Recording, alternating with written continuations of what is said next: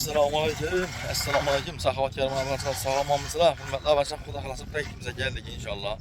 Bugün hürmetli arkadaşlar ustalar geldi. Hemen yapışıp her kata birisi yapıp takip ettiler hürmetli arkadaşlar. Onları. İnşallah Xuda xalasa indi. Ben de size etibar kırıtlısanız da bir karzımda çıkıp getirecek oldu hürmetli arkadaşlar. Xuda imanetimiz bitti. Bugün hem yeri kalkıp taşımız Xuda xalasa da geldiler.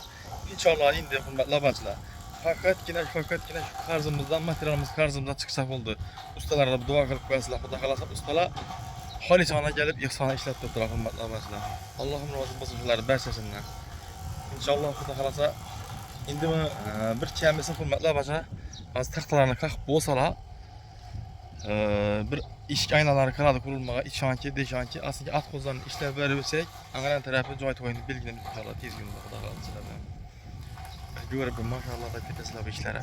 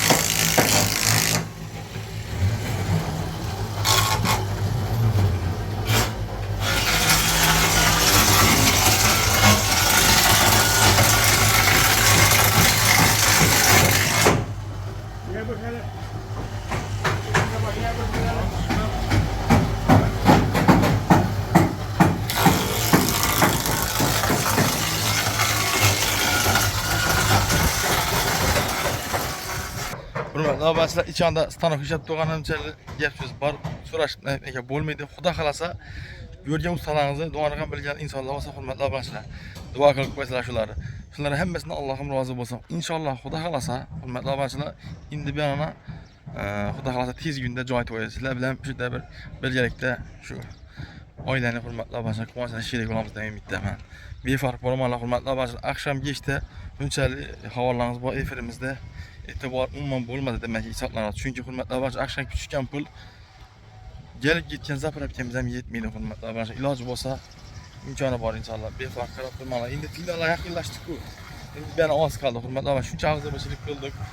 Etken imaretimizi, kurgan imaretimiz hürmetli arkadaşlar. Ahırnadan getirip şöyle şuradan bir kumaşına şerik olup katta bir saatlara bir alıp koysak inşallah Xuda xalasa yaxşı olar. Şimdi hürmetli arkadaşlar akşam geçti indi.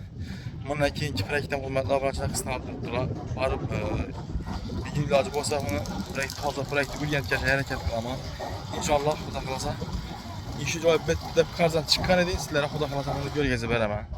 Çünkü hürmetli arkadaşlar müdeki ailenin ahvalı yaxşı oxşamaydı. Ay sizlere boyca hürmetli arkadaşlar gözleri görmeydiken ailesinin hürmetli arkadaşlar kesinlikle basıp birdim oturuş bu havayla hürmetli arkadaşlar garip aile düşük bu. Şunun için ilacı olsa hürmetli arkadaşlar tez günde iş imarattan çıkıp gidersek aşırı paramızdan ümitlemek. Çünkü hürmetli arkadaşlar köpsek ulaşımı için işini çalattık. Hürmetli arkadaşlar bu iş çalamaz. Yani bu yok nerede bu hürmetli arkadaşlar minnik arasında. Şimdi selbette bizler hem hareket etse hürmetli arkadaşlar aydın bulup elde yakalatılır devreler. Çünkü yani bu derecede razı bundan keyin çıkacak aile değil.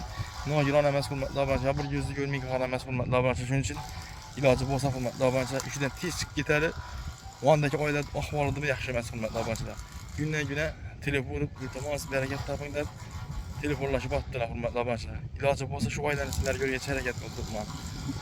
İmkanı var inşallah. Bir fark qarab durmaqla çıkıp getsek sizlere şu ailenin görgəzəmən inşallah.